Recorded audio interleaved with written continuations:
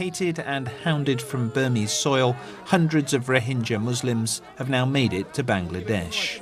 They're bringing with them horror stories of how an army crackdown on militants became a relentless assault on Rohingya communities. The Burmese army have set many of our houses on fire.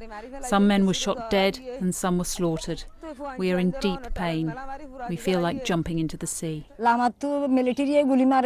They set our houses and mosque on fire. My 2 sons are missing. They're killing people. Where are we supposed to live?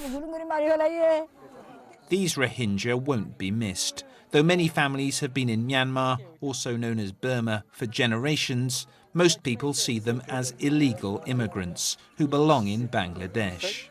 The Burmese army doesn't want us to see what it's up to in northern Rakhine State, so it's keeping journalists and international aid workers out. But that's not stopped grim accounts emerging almost every day of abuses being committed against Rohingya civilians.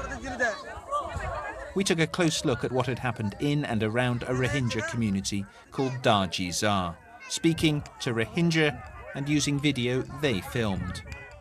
These people are now living in the open after they fled soldiers who entered their village on November the 12th, looking for armed militants. With a helicopter flying overhead, the soldiers opened fire, killing men and, we're told, women and children. No one can tell us exactly how many died. When people felt safe enough to return, they found those that had fallen.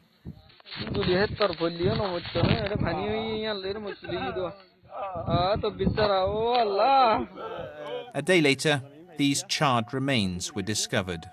We simply don't know how they died. The official version of events here is that soldiers shot dead 25 Rohingya attackers who approached them waving sticks and knives. Campaigners from Human Rights Watch have analysed satellite images of Darjizar and say in the week that followed, 265 houses were destroyed.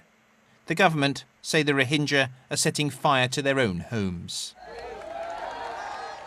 It's all so different from a year ago, when hopes were high and Nobel Peace Prize winner Aung San Suu Kyi had just won a historic election. But Miss Suu Kyi's power comes not from principles, but partnership with the army. So much to the disappointment of human rights campaigners, she's refused to investigate the alleged abuses.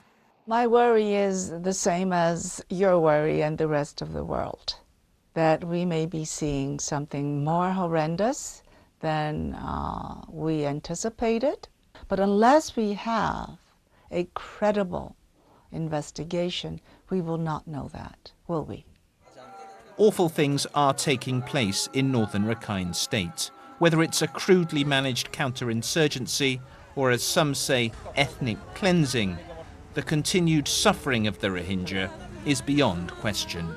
Jonah Fisher, BBC News, Myanmar.